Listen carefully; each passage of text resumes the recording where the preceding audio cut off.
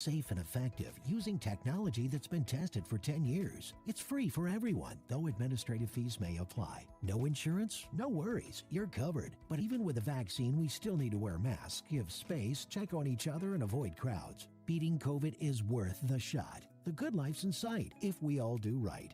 Visit dorighrightnow.org to learn more. One thing I think sets NCN apart is our passion to actually get into trying always to expand and to get to every corner of Nebraska that we can, whether it's, doing sporting events, doing a news story, or covering a parade in a small town somewhere. We tried to avoid saying no at any point. We want to get to everything, and I think our ability to do that is really what sets us apart. News Channel, Nebraska, your home for local sports. Call fans are excited about March Madness, the first stop for thousands of them, Indianapolis International Airport. And airport officials are taking actions to make those travelers feel secure. David Williams reports. This is Kiana Vreede-Seacrest's second time traveling during the pandemic. There's more space for people to be able to distance, and there's sanitizing stations. I see those. I do feel more comfortable in this airport than any other one I've been at. Officials anticipate about 13,500 people will depart this Saturday alone. That's expected to be the busiest time since February 2020. This airport is ready to handle that and much more. And to handle it comfortably and to handle it in a respectful way and to make sure that people have a high level of customer service. Final Four signs, March Madness merchandise, murals of the work from local artists. Indianapolis International Airport has rolled out the red carpet ahead of the big dance. It's fantastic. People are happy. They're buying. Like I said before, people are going on vacation. They're coming in to see a very exciting tournament or series of tournaments. It really is a fantastic feeling to see families traveling again. At the security checkpoint, you'll see agents in PPE, acrylic barriers, and sanitizing of high-touch bins. TSA says they have made security upgrades, which are years in the works. They showed News 8 this new tech called credential authentication technology. That allows you to put in your driver's license. It won't even need your boarding pass. It'll pull the information from that, validate that you have an active reservation, match your face. We will ask you to pull down your mask for a few seconds. It'll match your face with your driver's license and clear you to start the process. Passengers like Alay Savla say they see all the changes. That definitely makes me feel safe. You're watching News Channel, Nebraska, your home for Ag News. Welcome back inside the Nebraska's Soybean Board Studio for this update of today's agriculture news. The value of agricultural land in Nebraska increased by an average of 6% of the prior year to a new statewide average of $2,895 per acre. That is according to preliminary findings of the University of Nebraska-Lincoln's 2021 Farm Real Estate Market Survey. This does mark the second consecutive year that agricultural land of the state has experienced an increase in the average market value. Land industry professionals who responded to this survey attributed the rise in Nebraska farm real estate values to current interest rate levels, to crop prices, and COVID-19 disaster assistance payments that were provided to operators across the state. The preliminary report found that the center pivot irrigated cropland estimated values rose by about 8% across the state. Dryland crop values rose by 6%. Moving on now, a University of Nebraska-Lincoln student took home the top honors in a national discussion meet. Abby Durham won the American Farm Bureau Young Farmers and Ranchers Virtual Collegiate Discussion Meet. Now, the virtual collegiate discussion meet, conducted using web conferencing again this year, is designed to replicate a committee meeting where discussion and active participation are expected from each collegiate participant. Participants were judged on their ability to exchange ideas and information on an agricultural topic and to find answers or solutions related to it. Durham qualified for the national competition upon winning the Nebraska Farm Bureau Collegiate Discussion Meet. As the national winner, she received a $3,000 scholarship. Finally, farm supply cooperators and distributors are positioned to benefit from an active and profitable spring agronomy season. That is according to a new report from CoBank. This report says the profitable spring is driven by high commodity prices, strong input demand, and expected increase in the planted acres of soybeans, corn, and wheat. That is a look at today's agriculture news. I'm Bryce Duskett reporting for the Rural Radio Network.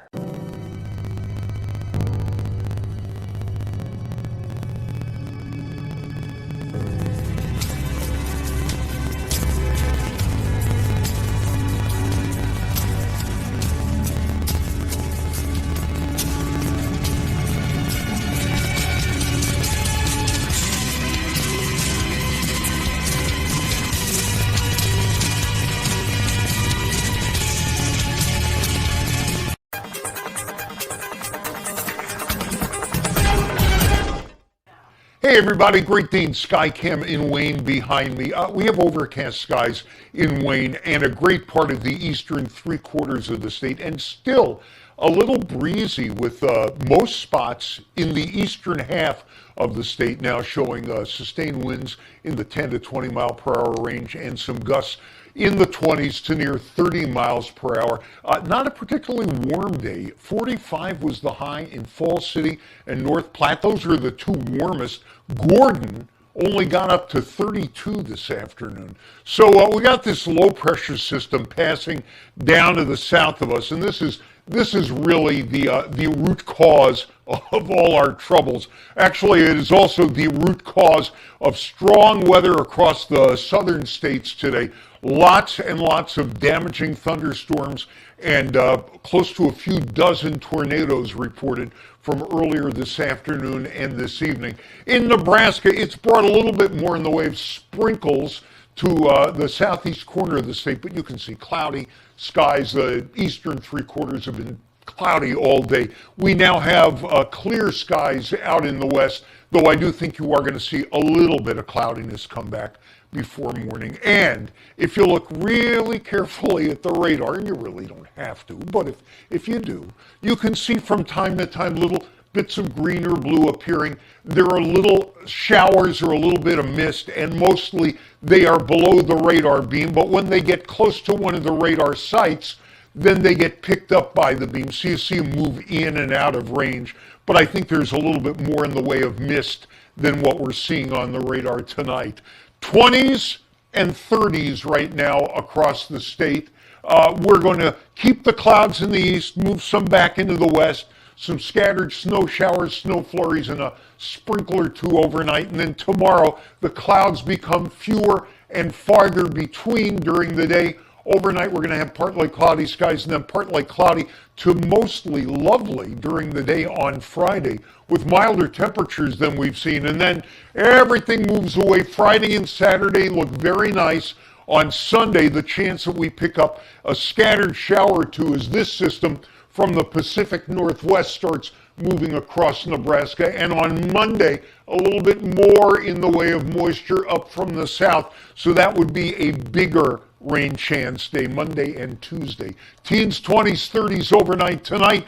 Tomorrow, an upper 30 or 2, but mainly 40s to the low 50s, and then mostly in the 50s coming up on Friday. Here's what else we got in store for you in the extended forecast tonight from News Channel Nebraska. News Channel Nebraska exists to unite the state of Nebraska. There are good things happening in rural Nebraska. There are stories that need to be told, and we need to tell those stories. We find value in covering every single community and providing that coverage as best we can. When we decide what stories we're going to cover, we're thinking about Nebraska first. All of Nebraska, from border to border. It doesn't matter how many people are in your town, we will find value there, and if there is a story there to be told, we want to be the ones who tell it. When the whole state hears about the progress of towns like McCook and Imperial and Thedford and Valentine, everybody then understands what the goal and the mission is to move Nebraska forward as a single state. This is home.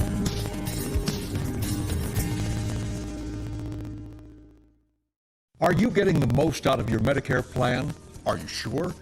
Many people with Medicare are eligible for plans that include extra benefits in addition to those found in original Medicare. Benefits like dental, vision, and prescription drug coverage.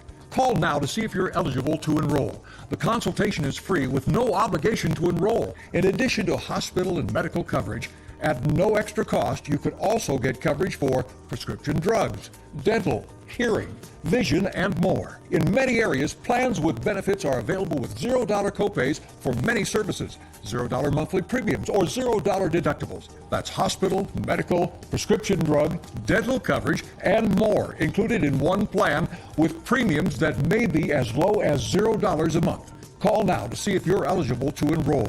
The consultation is free and there's no obligation to enroll. Call 1-800-520-3439. That's 1-800-520-3439.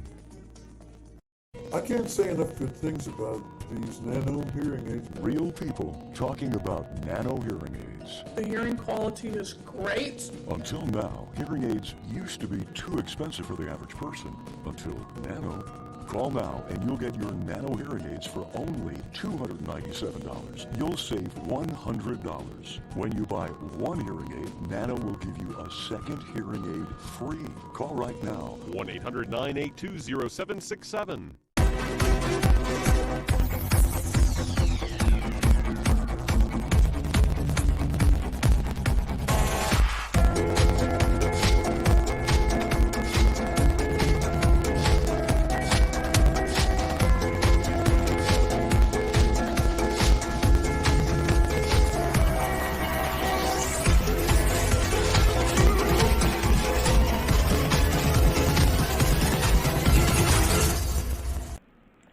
Tinder, the online dating application, is joining forces with Everlywell to hand out 1,000 COVID-19 test home collection kits.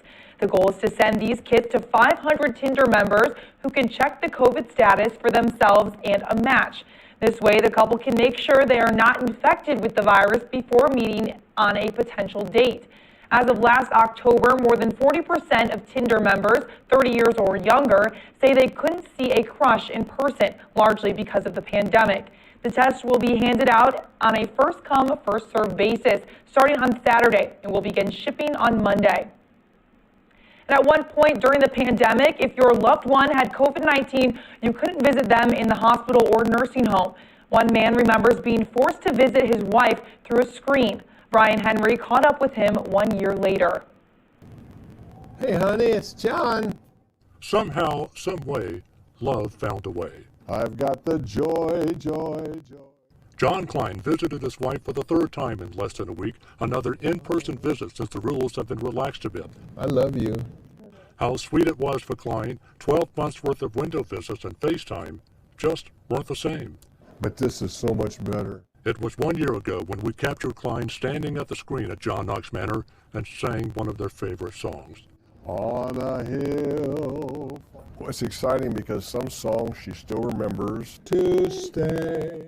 All this not knowing whether his bride would contract the COVID virus on top of her Alzheimer's disease. Oh, yes. Sometimes I'd get a little sad, of course, and I'd cry about things. The nursing home ended up getting less than 20 positive cases by December, and Klein was not among them. It was Terry Howell who came up with the novel idea of screen visits. That there was guidance out there that said that we needed to figure out a way to make it happen. During their year apart, John Klein got a little down, but never depressed. He always felt he would see his wife of more than 40 years once again. And so, here we are. Then I could see it was going to take a while. Anne Klein has battled Alzheimer's for 18 years. John Klein feels as though she recognizes him at times, especially when he sings to her. Amazing. Reunited, face to face.